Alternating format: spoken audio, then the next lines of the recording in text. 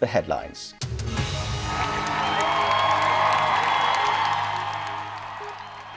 The Queen appears on the Buckingham Palace balcony to mark the end of Platinum Jubilee celebrations. The monarch says she has been humbled and deeply touched.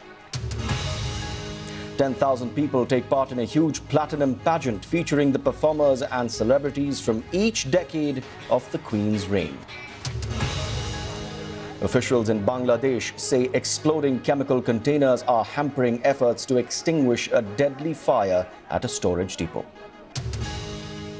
And blast off for 3 Chinese astronauts heading towards a space station that's still under construction.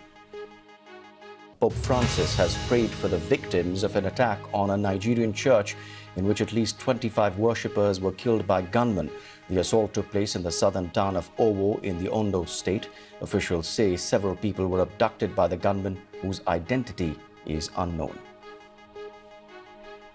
The World Health Organization says that over a 3-week period, 780 confirmed cases of monkeypox have been reported in countries where the disease is not endemic. They say the figure is probably an underestimate and it expects the virus to spread.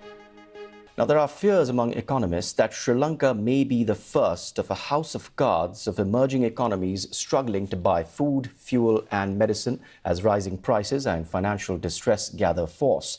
The country's farm minister, Mahinda Amaravira, has warned the food situation is becoming worse and the next focus is whether farmers have the resources for upcoming planting seasons for paddy and rice. And we'll start in Colombia, where the president there has described a decision taken by a provincial court to order his house arrest for 5 days as unconstitutional. The court in the city of Ibagué found Ivan Duque guilty of environmental crimes for failing to protect a local national park. Mr. Duque said the ruling had no legal basis.